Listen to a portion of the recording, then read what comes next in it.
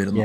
ഈ പല ആൾക്കാരും ഇവർ പറയുന്നു സ്ത്രീകൾക്ക് ഇസ്ലാമിന്റെ സ്വാതന്ത്ര്യം ഇല്ലാതാക്കുന്നു, ഇല്ലെങ്കിൽ സ്ത്രീകളെ അവര് അടച്ചിട്ട് പോലെ ഒരു ചിട്ടക്കൂട്ടിൽ അവരെ ഉൾക്കൊള്ളിക്കുന്നു എല്ലാവരും പറയുന്നു. ഇതാ പല സ്ത്രീകൾ, എത്രയോ സ്ത്രീകൾ നമ്മുടെ മുന്നിൽ നിന്ന് വ്യക്തമാണ്.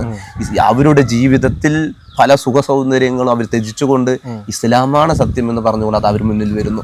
അവർ ഇസ്ലാമിന്റെ വേഷവിധാനങ്ങൾ ധരിക്കുന്നു, ഹിജാബിലേക്ക് കടന്നു വരുന്നു. യാ സുബ്ഹാനല്ലാഹ്, ഇസ്ലാമിന്റെ ഓരോ ചിട്ടനിഷ്ഠമായ ജീവിതങ്ങളും അവർ നയിക്കുന്നു. കാരണം ഇസ്ലാം കൽപ്പിച്ച നന്മകളെല്ലാം പരിശോധിച്ചു നോക്കിയാൽ ഒരു ബുദ്ധിയുള്ള ഒരു മനുഷ്യനെ സംബന്ധിച്ചിടത്തോളം അവനൊരിക്കലും അത് തിന്മയെന്ന് പറയാൻ കഴിയൂല. ഇസ്ലാം പഠിപ്പിച്ച തിന്മകൾ എന്ന് പരിശോധിച്ച് നോക്കി കഴിഞ്ഞാൽ അത് തിന്മകൾ തന്നെയാണ്. ബുദ്ധിയുള്ള ഒരാളെ സംബന്ധിച്ചിടത്തോളം അത് തിന്മകൾ തന്നെയാണ്.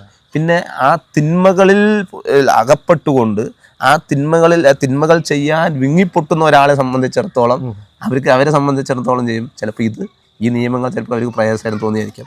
യഥാർത്ഥത്തിൽ ഒരു മനുഷ്യന് ഇസ്ലാമിൻ്റെ നിയമം